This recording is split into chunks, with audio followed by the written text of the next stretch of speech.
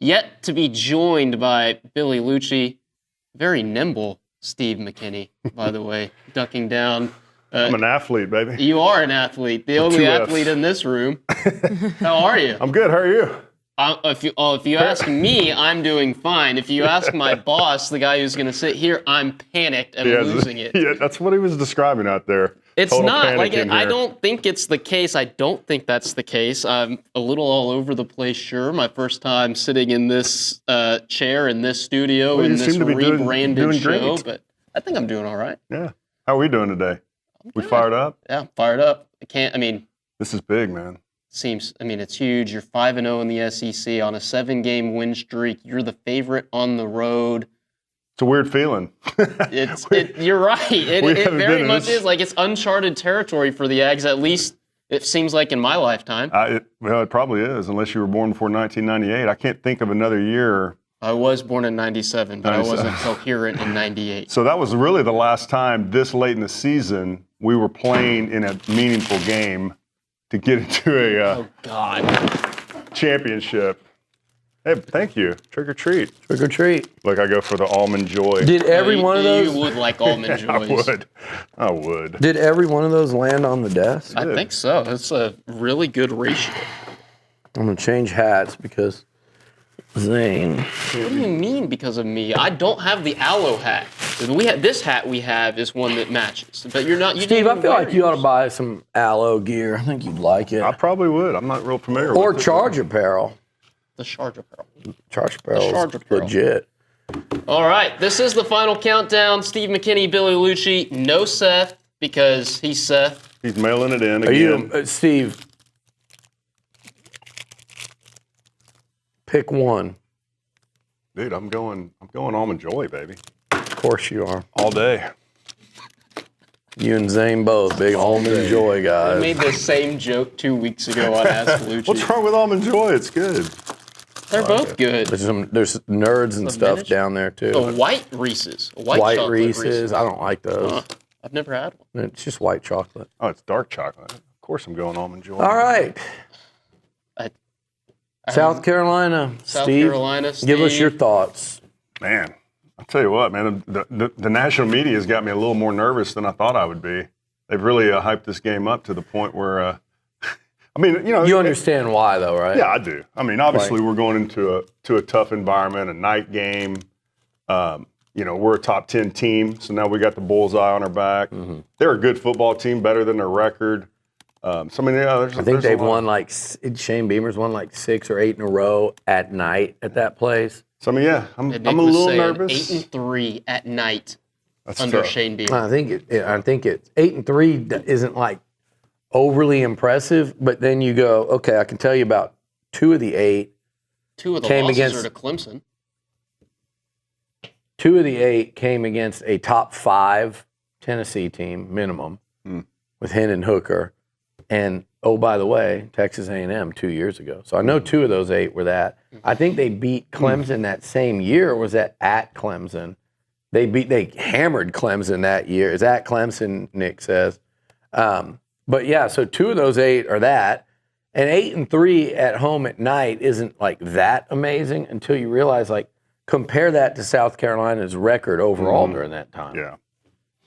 Their win percentage is way up in those games versus what they actually are in real games. So, also too, the one thing that does give me a little bit of hope and faith is that if you look at the maturity level of this team, the way they've showed up on the road in the big games, take out the first game, but ever since then, you see how they've showed up. They've found ways to win. They've gotten better in the second half as the games have gone on.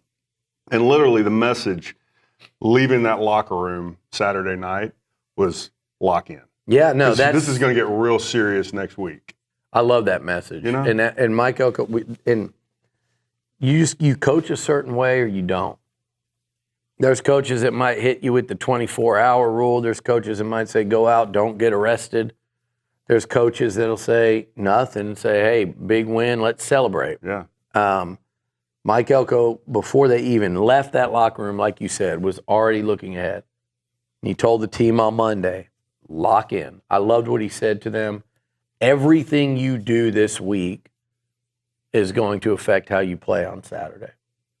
And he preaches that. And Steve, you've been in way more locker rooms than any of us at this desk, 99% of people listening. You know that when the coach says something, it's one thing, but when he says something and you're seeing it work, when he talks, you listen. Yep. When you get to win and you get to hear yourself talked about and you get to hear your team talked about and you get to see yourself on all the highlight shows and play in these monster games and start to realize, damn, we can win an SEC title. We can make the playoff. What that guy says resonates, and you trust it and you do it. Yeah. No, I'm with you, man. I mean, there's something feels different about this team, about their mentality. It feels like they realize they're playing for something bigger than just last Saturday night. Like I think they understand the importance of these next few games and what they could do to this program, to this university, to their own legacies. I mean, they got so much to play for right now. Yeah. And they got a chance to do something that's never been done at A&M. They have it all in front of them. Yeah. I've got this quote from Marcel Reed. This is Saturday night after he comes off the bench, leads that comeback to beat a top 10 team. You're talking about locking in and the messaging from And Coach a freshman. Elko. We won this game, but it's on to the next. We're not worried about this. We're going to start preparing for South Carolina because it's the next game ahead, and we've still got a long journey this season trying to get to where we want to go. Yeah. That's less than an hour after the clock's hit 0. Yeah. And it's a freshman. You know what that is, man? That's culture. Yeah. That sentence doesn't come out of a vacuum. Marcel Reed didn't just wake up that day and think of that. That's the messaging that's been preached to these guys day in and day out in that facility, and it's resonating. They're hearing it, they're believing it, and you can see that they're believing in their team and what they can accomplish. So it's exciting times. I feel like there are two things that people just, when they're breaking down this game, Steve, and I've talked it into the ground already, but they want to see an upset. Yeah, oh yeah. The national media, college football fans, we're in that boat too every week. We want to see upsets. You want to see carnage. You want to see the great teams go down. You want to see the playoff picture muddled and the conference races muddled. A&M's on that side of it now. They've crossed over. They have. They're on the other side of that. Everyone wants to see it. The announcers want to see it. People in Tuscaloosa want to see it. Knoxville, Athens, Austin, Baton Rouge, they all want to see A&M lose. They're trying to manifest it to some degree, whether it's in some cases it's consciously with these rival fan bases. I think in a lot of the media, it's subconsciously. It's not anything against A&M. They just want to see upset. They want to see a field storming. They want to see Shane Beamer. Yeah. People like Shane Beamer. Here's the deal. They're not talking enough about A&M's defense and running game. So we're talking about South Carolina's defense and how they could shut things down, and they're certainly capable. That is a really good defense. But they're not talking about the Aggies ran the ball for 242 against LSU. Le'Veon Moss ran for like 100 yards in the fourth quarter against a quality Arkansas defense. They ran it against Florida. They ran it up and down against Missouri. This football team, what they're not talking about is, can the South Carolina defense stop this Aggie ground game? And likely with Marcel doing this the whole time too. And what does that open up for number 8, number 5? Yep. When he's doing that. And then the other thing they're not talking about to me is I look at Kyle Kennard, 8.5 sacks. I look at them against OU, 9 sacks. But I look on the other side, and Lenora Sellers has been sacked 25 times, and that running game has not been nearly as effective as A&M's running game. And I go, okay, you don't have an 8.5 sack guy. Nick Scorton's got 5. Shamar Stewart's only got 1.5.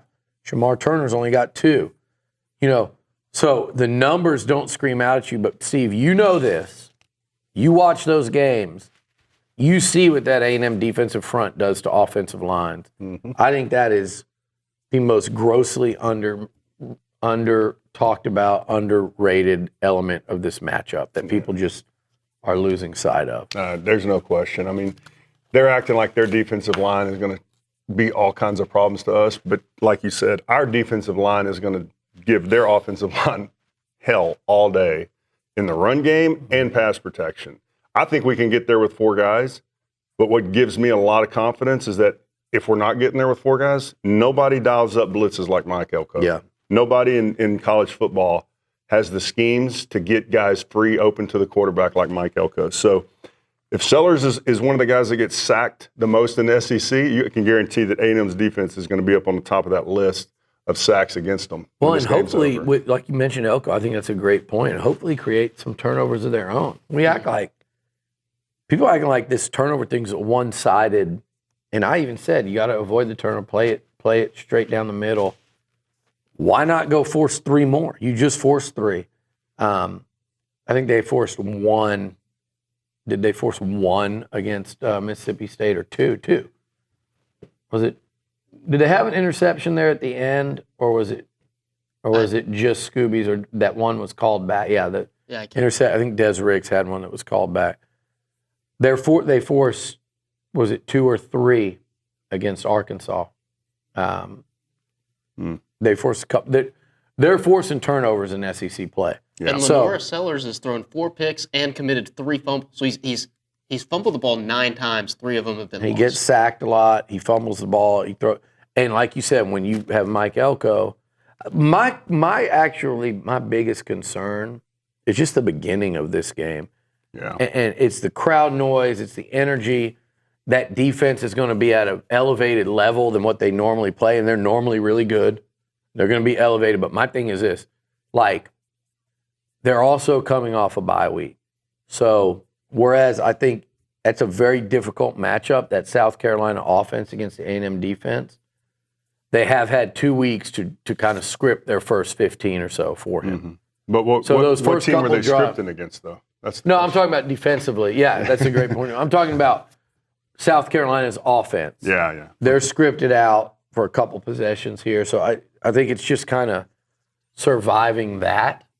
No doubt. And then if you do that, well, that's the key to any home game, road game, especially a night game like this and a big time environment. Yeah, you got to survive that first quarter. Yeah, you can't let that first possession turn into a big play that ends up with a touchdown or something like that. You got to just keep them in front of you. You don't have to get a turnover; just make them punt. If you can get them to punt that first possession, now we're off and running. Yeah. Now we got a ball game. Gentlemen, final countdown. A&M, South Carolina. What? One of my friends said we're eating too much candy up here in the morning. I mean, we're not doing much. You're the one that brought this after in. Today, After today. Okay. That's why I brought all the candy here. That's it. And they also are asking why the hat change. It has to do with the background. See where my head is? In that maroon. See right there with the deck? If you have a black hat. Just show what it would look like. It blends into the deck. See? Oh. Yeah. See that? Well, that's a better reason than you blaming me for your hat. Oh, he's not wearing a hat. His head's running right into the deck. Oh no, he does. So, there you go. I'm just glad I'm not getting blamed for your hat change this time. Not yet. Steve, Billy, when he had some nice things to say about the A&M running game and the possibilities against South Carolina tomorrow, a lot of that predicated by the offensive line. It's an offensive line that really performed admirably in the second half against LSU. All of that without Chase Basantis, who is out once again, according to the SEC Student Athlete Availability Report. Oh, that's very formal. I know. That is so formal. I like to be. Could just said he's out. Mike Elko ruled him out. And this is why I'm panicked. Everything I say is just. See, I miss Seth. I wish Seth were here. That way I wouldn't be getting just Southeastern Conference Media Availability Report as instituted by Greg Sankey and the NCAA prior to the 2024 season. Chase Basantis, left guard from New Jersey, sophomore, is out. He's very detailed. He's out. This guy. Your thoughts on the offensive line? Yeah. Nice transition. More specifically, your thoughts on the Texas A&M offensive line, which is coached by Adam Cushing and Mike Elko, and they're traveling to South Carolina, 6:30 kickoff. Your thoughts? Your thoughts on T.J. Shanahan and the job he did last week being plugged in? Because I think, Zane, he is like a flashpoint this week going against, again, this defense. I was about to say Javon Kinlaw, who's another former stud. South Carolina spits out stud D linemen, and this year's no different. No doubt. Kinlaw last night was wreaking havoc on the Texans, but Kyle Kennard and that defensive line, rough game. Shanahan thrown into the fire last week. Speaking of offensive lines, the Texans. Oh, man. Our boy Kenyon got benched last night, man. He had a rough one. I don't know what's going on with him. And a shoulder injury, too. He got hurt, but he was probably, if he wasn't benched, he was on the verge of. It's a shame because I never would have seen that coming, Steve, with how he was at A&M against, the best competition. He played against NFL D linemen every week of his career. I know. Can you explain that a little bit? He's been hurt, obviously, until. Well, that's the thing you don't know. I don't know how banged up he is, if there's things bothering him physically that could be limiting his performance. But, he has struggled in pass protection. I mean, I root for Kenyon Green, man, as he's much a great as anybody. kid, Him, his family, his dad. Hopefully he gets it turned around. And if not, maybe he will to change the scenery one day, because that can happen. Absolutely. But as far as Shanahan. I love Shanahan. I think he's got a great mentality. I like the way he plays. He had a couple struggling moments in pass protection last week. I think who was it? Newberry came in as well. Dewberry, yeah. What did I say? Newberry. Dewberry, yeah. Dewberry, yeah. He came in at left guard some as well. That left guard position, one of those guys is going to have to really step up, though. And this is like you said, this is a big week to do it. Losing Basantis was a big loss. He was playing at a very high level. And I'm not saying that either of these guys are not capable of doing that, because I think they are. They just got to be a little more consistent. Yeah. You can't have a couple plays a game where you just completely get whiffed. You're going to get pushed around a little bit. You might get beat a little bit, but you can't whiff, and you can't let your guy get on the quarterback quick. Those things can't happen. Especially from the inside. From the inside, man. You got to be firm up front. I'd rather see you tackle the guy than let him come run free at the quarterback. Right. But this will be like you said, this is a turning point type game, man, because we don't know how long Basantis is going to be out. One of these dudes needs to step up and fill those shoes, and this will be the great week to do it, because if we've ever needed a game where the offensive line is solid in protection, this is it. I'll tell you, playing LSU and South Carolina back to back, minus what I think is your best O lineman. That's no offense to Trey Zune. I think Trey Zune's Trey Zune's having an all SEC season. No doubt. And Trey Zune, by the way, I love the fact that he said they'll try to stop us from running the football, meaning LSU, and he immediately said, and they won't. I love that. Like the O-line, talk it and then go back it up. Yeah. It kind of goes back to the whole culture thing, the messaging that the players were giving. Mike Elko has preached those messages to him, but he's also, he said it out loud a number of times, that he wants the lines to be the backbone of this program. And it's becoming that those are the teams that go further, is when your offense and defensive lines are your leaders on the team. I've seen it. I've experienced it. I just know for a fact that if those guys are quiet and passive and your leaders are other skill position guys, you're flashing the pans. I love banging the chair, Armaj Reed Adams. I love Reed Adams and Shamar Turner fighting LSU's players. Look, you guys think you have to take a whole freaking lap around the outside of the field, and you come into A&M's area and walk across, you might get the taste smacked out of your mouth. That's right. And I'm all for that. That's People right. are going, oh, that's not showing a bunch of class, but my ass. Like LSU did that. They wanted to walk the perimeter. That's A&M's side of the field. This was after the game? Before the game. Oh, before the game. They're walking through A&M's side of the field, and a couple guys said, hell no. And they talked crap all week on Twitter, and Reed Adams and Zune said, we're going to run the ball. Reed Adams told the DN, watch out with those Twitter fingers. You might get them broken. And they went out and walked it. Yeah. And look, LSU won the first half. A&M broke them in the second half on both lines of scrimmage with those 2 first-round offensive tackles. And I think, Zane, like you said, that is messaging day to day, week to week. You said it. It's culture. I like Torian York coming down the tunnel saying, if you ain't wearing this jersey, and then the whole team saying, and Mike Elko leading the way, hitting guys in the helmet, fired up. There's a line that he's got them, there's a lane he's got them playing in, Steve, where they're getting to be hard asses and rough, and you got a guy like, Shamar Turner that he did get flagged, and you don't want to see that, but he's not putting up with lip from Garrett Nussmeier. But then they're also doing it on when the snap between snap and whistle. They're playing that way. It's not just gum flapping. And Elko's got them in that lane of really, really tough, but also really, really focused to where as soon as the game's over, like you said, he's saying next week, or you said that, next week. Before they even got out of the locker room, it was about South Carolina. That's it. So it's working in terms of the mentality right now, and you're going to need it. You're not going to go win in South Carolina this weekend.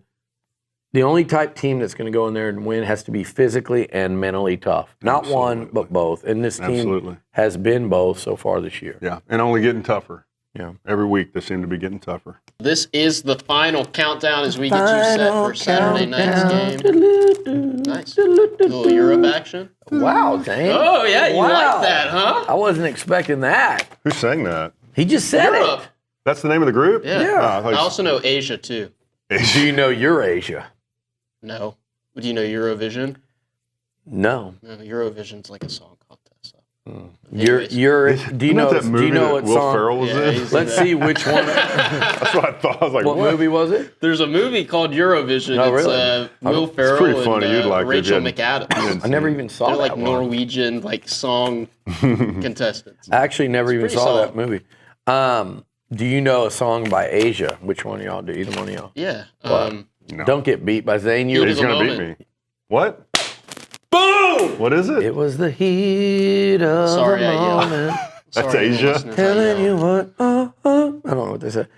my goodness. What movie is that in? Heat of the moment. It's a montage scene towards the end. Big scene in the movie. Sounds like an 80s movie. Early 90s. And now you find yourself in 82. The disco was not the job for you. Good. The Breakfast Club or something? No, a more current movie. Believe it or not, I'll give you a hint. Michael Scott was in it. 40-year-old virgin. Yep. Let's go, Zane. Where he's riding a bike and he's trying to catch a girl on a bike. Gotcha. Yeah. I'll take Okay, it. go ahead. Time now for our Freak of the Week and Sleeper of the Week. For It's the Freak of the Week. The Freak of the Week. We got to do it. Do it man. again. Do it Go in ahead. unison. It's the Freak of the Week. Okay, I'm good picking job. up the slack for Seth. Seth's a Go better ahead, singer. Steve. Well, my Freak of the Week is going to be Nick Scorton. I think that we got to really affect their offense with our pass rush and run game. Guy like him, veteran dude, been playing out of his mind this year, going on the road. Defense travels. To me, this is the week we need all our defensive linemen to really show up. Man, those guys alone could win this game for us. If they play like they're capable of, they could shut this game down. I don't know who it's going to come from, but I want to see one of these Aggies have 3 sacks. Like somebody have like a.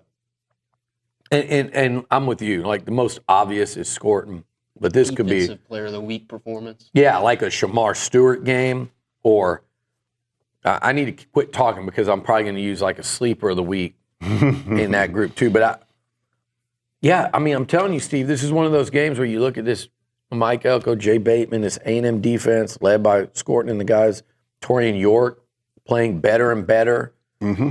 The week before it was Scooby Williams. One week it might be Will Lee. B.J. Mays coming off 2 picks. Like, you don't know who it's going to be or where it's going to come from.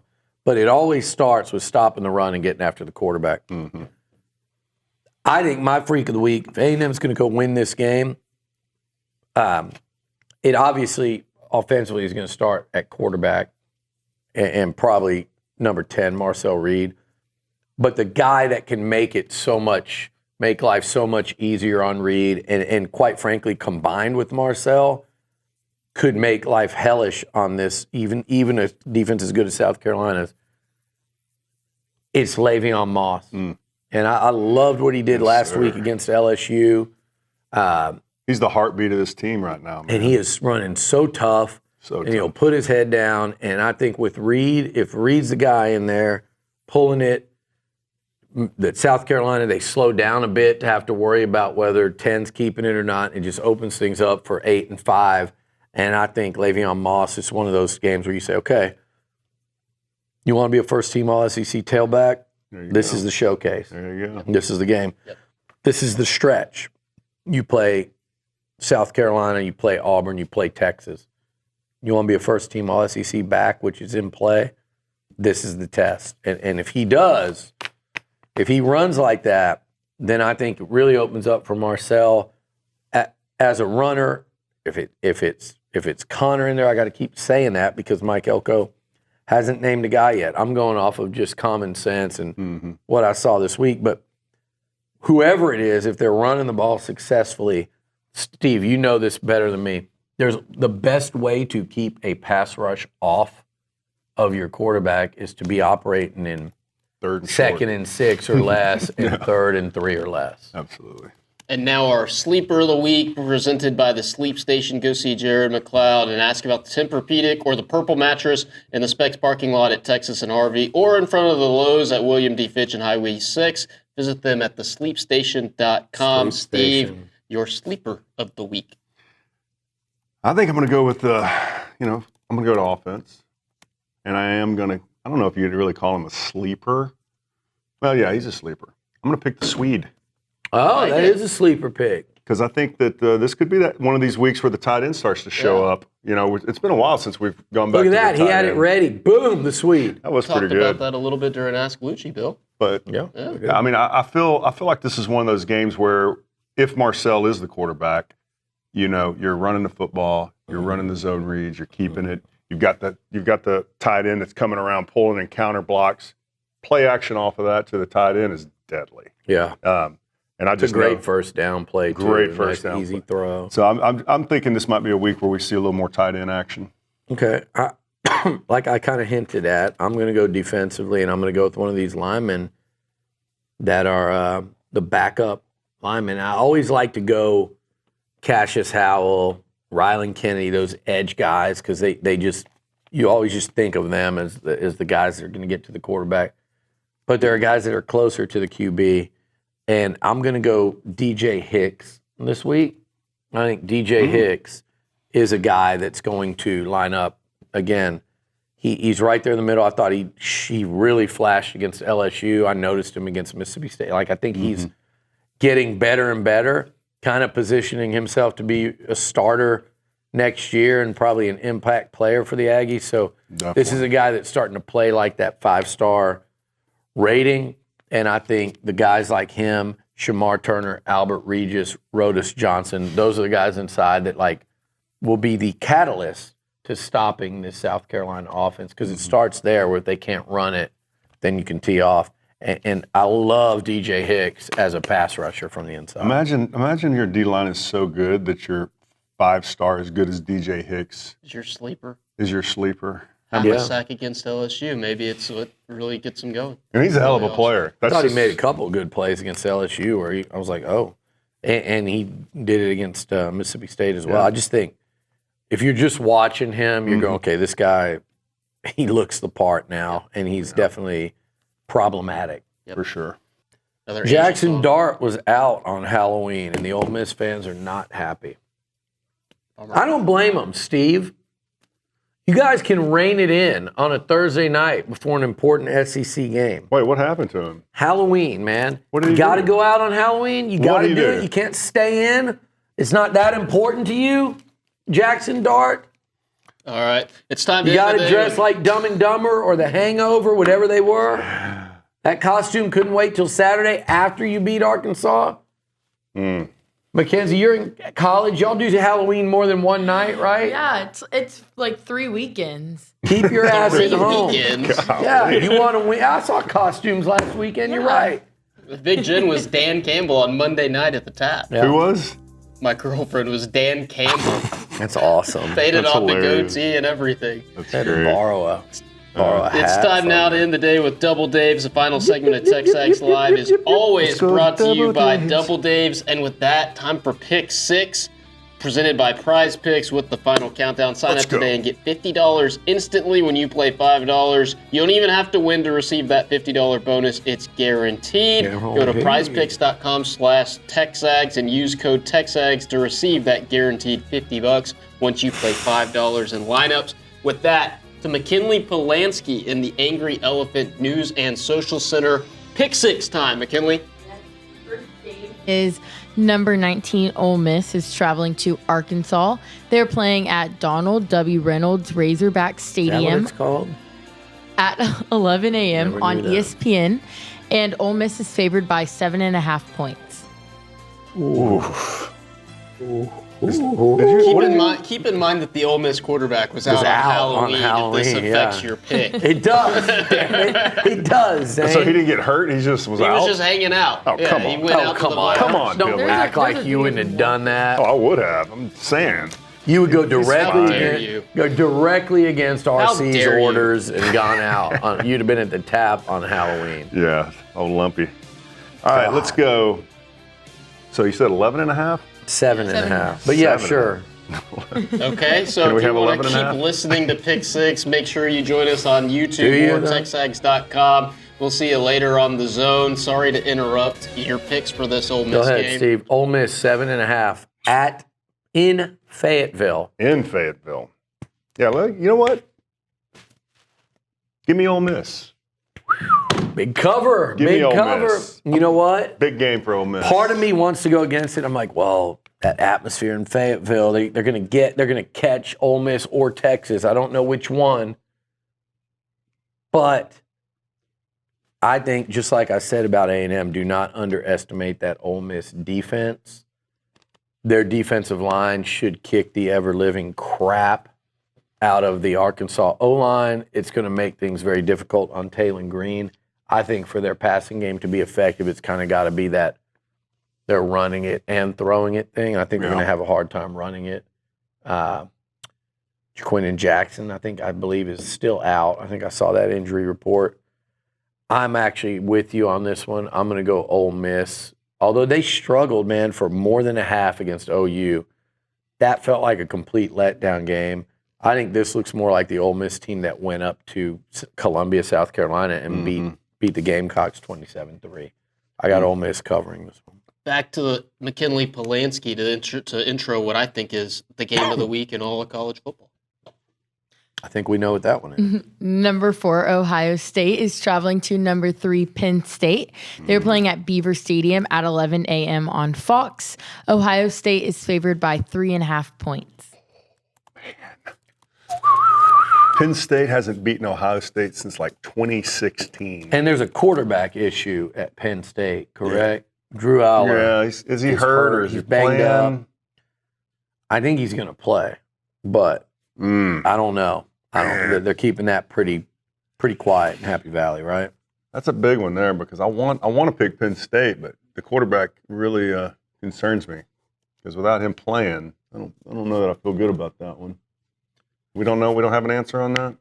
Come on, Zane. How They're about asking if he was at practice on Wednesday.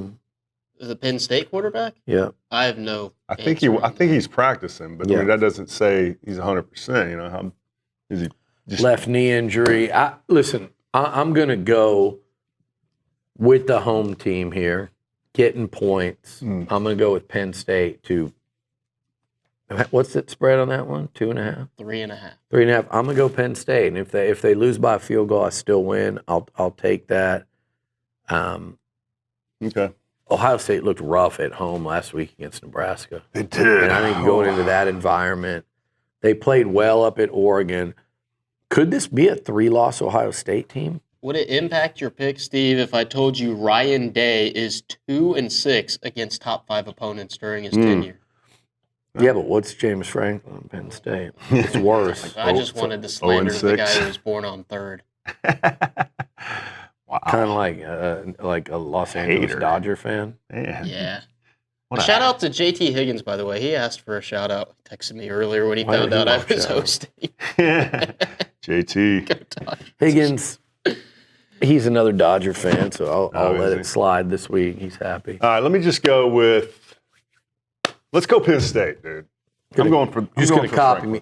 You know what? I'm changing my Ole Miss pick to Arkansas because Jackson Dart was out on Halloween. There you go. Wow, that could be the swing right there great because logic. you guys are only separated by 1 game in the standings. Here we go. Well, you're hanging on for first place. Here we go. Mix it up. Back to Polanski. Florida versus number 2 Georgia. They are playing at Everbank Stadium at 2:30 p.m.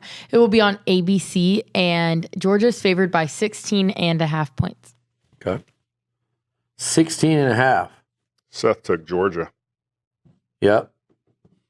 I'm going Florida. And just because of that? Just because of that. 16.5 seems like a lot. I don't trust this Georgia offense. Seems like a lot of points, but I think their defense might lock up. That could be a real problem for Lagway. Is that I think he can throw down the field on these guys and hit some big plays, maybe over the top against Georgia. But I think they're gonna whip them. They're gonna get after him. No doubt. I'm gonna go with Georgia to run them out of there. Blowout in the rivalry game. I want to know why you can't call it the world's largest cocktail party anymore. You can. Like Red River Shootout, you can't say that anymore. You can. Well, I think they just thought it had a kind of a trashy slogan, so they were trying to get away from it. I don't think it's so much offensive as it is kind of trashy. But if the fans like it on both sides, then go with it. That's always mine. The administration doesn't like it, Luch. Yep. Polanski? Louisville is traveling to number 11 Clemson. They are playing at Memorial Stadium at 6:30 p.m. on ESPN. Clemson is favored by 10.5 points. Seth went Clemson. That's at Clemson, correct? Yes. I'm going to go Clemson as well. I think Louisville's let me down a couple times already this year, I feel like. Against Miami and against, I believe, Notre Dame. I'm going to go Clemson to cover. Yeah, I'm gonna stay with the Pack on this one. Okay. Take Clemson. Next. Number 18 Pittsburgh is traveling to number 20 SMU. Big game. Mm-hmm. Yeah. They are playing at Gerald J. Ford Stadium on ACC Network at 7 p.m. SMU is favored by 7.5 points. Man, look how far SMU's come. Pair of undefeated teams in ACC play. Is that wild? Eli Holstein. So wild. Huge game on Mockingbird Lane. I'm surprised Eli SMU's Holstein. favored by 7.5, though. That's pretty wild. Eli Holstein, former A&M commit, former Alabama quarterback's had a hell of a year. Mm-hmm. SMU's favored by how many? 7.5. 7.5. SMU, man, they got some real skilled talent. He's done a tremendous job there. Former Auburn OC. I just didn't think. I guess that I did think that was a good hire for them at the time, but I like SMU at home. I just think they've got great energy there. It's like fun. It's new. Mm-hmm. They don't have a large fan base, but it's like a party over there on Mockingbird. I'm actually going to go with Pitt, though, to cover SMU to win the game. Look, SMU was lucky, not lucky, but they had did they have 6 turnovers last week against Duke?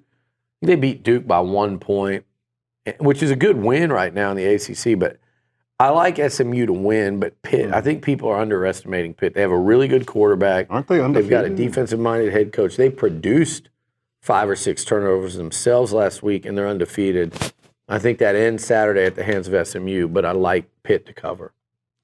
And then our final game on. Hey, by the way, let me Wait, comment. I got a pick too, man. Oh, you have a pick? No. I thought you already did. No, I'm going to pick Pitt also, though. Okay, sorry. Let me comment, by the way. Who's in first place on the picks right now?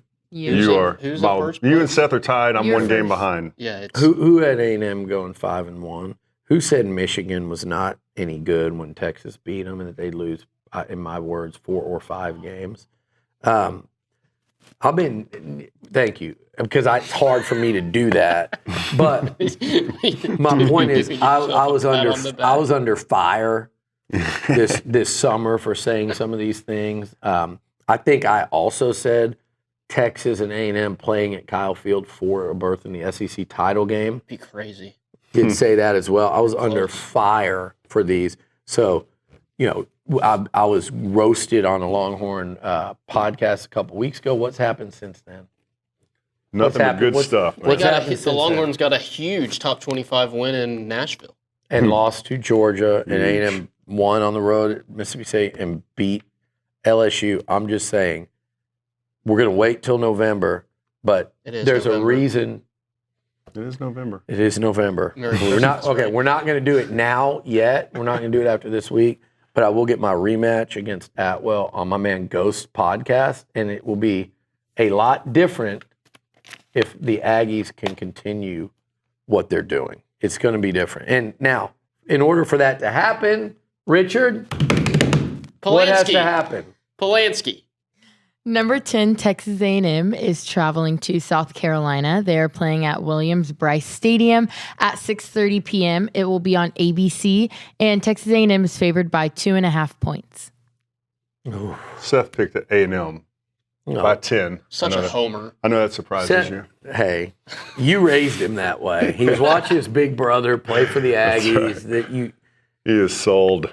But he's been right. He's been picking A&M to win more comfortably than we have, and he's actually been right. Yeah. Even though, I mean, except for the only game I felt, obviously, here's the thing. I felt comfortable in 2 of the 5 SEC games. Mm-hmm. Florida and Missouri. But the other 3 have been tight, although A&M pulled away against Mississippi State and they pulled away against LSU. I don't think they pull away in this one, but I genuinely do like A&M to win, Richard. If it's 2.5, if I was a bettor with no ties, I might almost be inclined to go South Carolina and say I get the home team, the points, and if they lose by a point or 2, I still win. But I think A&M wins this game by a field goal, maybe 4 points. I think I feel like every week I kind of pick this scoring range. You do. I'll come down a little bit because of these 2 defenses. So I think last week I picked A&M 27-23, thereabouts. I think this week I like A&M in this one like 23 or 24-20, which is a cover. Yeah. You're showing me. Better show me something. I'm with you, Bill. I'm with you on this one, buddy. Give me show it. A&M. Look, hold on. I'll show it after you show. It's kind of funny. Go ahead. I'm with you. I got A&M to win. Cover. Sweet. Is that it? I think that's it.